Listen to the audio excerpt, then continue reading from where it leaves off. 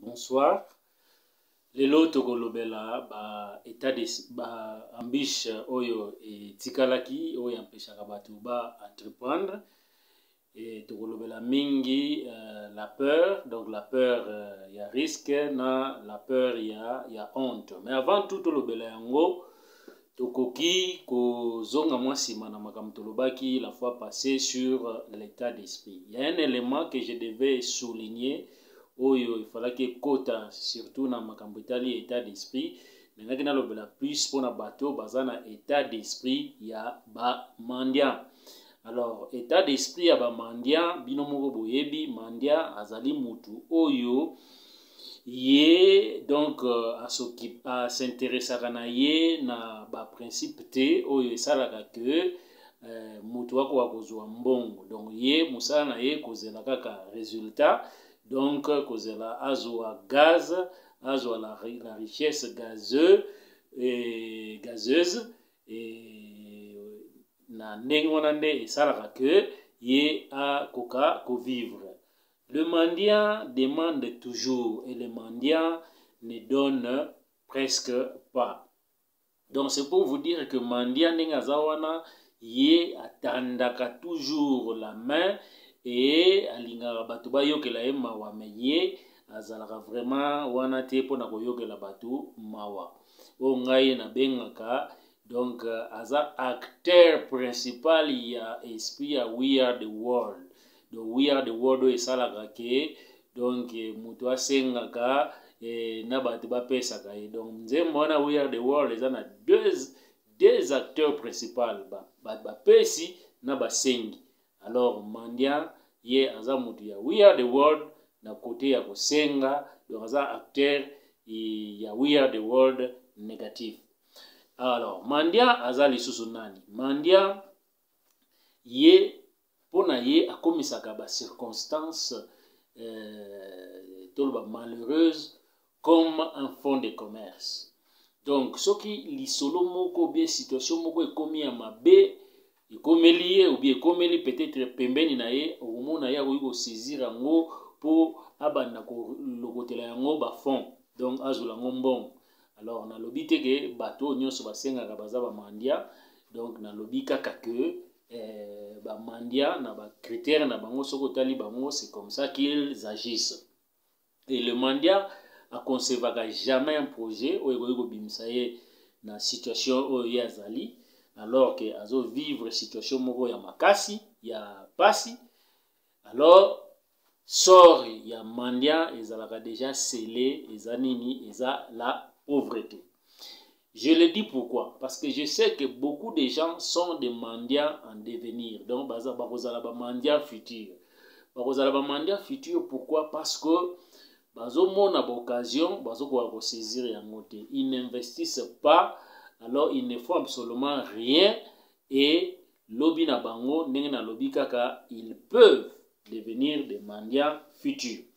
Alors moi je peux dire que na makambo nyonso nazoloba soki omoni ke oyo na lobby est intéressé yo ou bien omoni o comprendre maintenant que oui tu dois faire quelque chose, donc ba parole on a koki ko répéter ça kaka si tu ne peux pas voler, il faut courir. Si tu ne peux pas courir, il faut marcher. Si tu ne peux pas marcher, il faut ramper.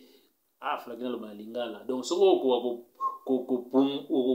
pumbwete banda ko kima tambango. So ko kima mbango te banda ko tambula. So ko tambula te banda ata ko nguluma. Et so ko nguluma te, moi je dis souvent qu'il faut garder toujours cet objectif na esprit na yo. Yango ne kosala ke un jour ekwa obimisa yo na situation wana. Wana tolobeli plus pona makambo etali état d'esprit on nginaki na lobela, donc ya ba mandia, donc bato fo ba bima na état d'esprit ya ba mandia parce que je vois que esprit wana caractérisera un peu ba congolais belé.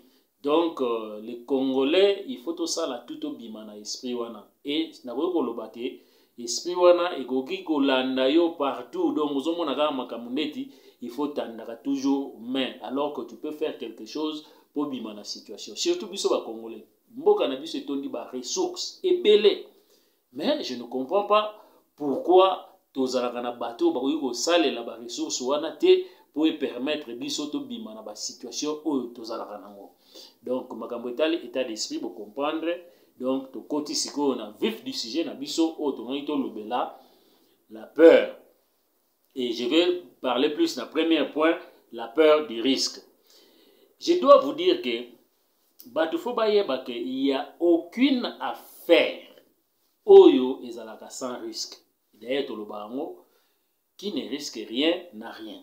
Donc affaire moko te ezalaka sans risque. Affaire nyonso kosala ezali ko risquer. Alors, il ne faut pas avoir peur du risque ya ko échouer parce que yango ne ko permettre yo obonga. Soko ozozala na peur ya ko échouer, donc ozobanga risque wana ya ko échouer, sache-le bien que oza ko bloquer vie na yo. Parce que nakoki ko répéter ce que un auteur avait dit, Kiyosaki Batebele Baebie, alobi qu'il y a deux personnes qui ne deviendront jamais riches.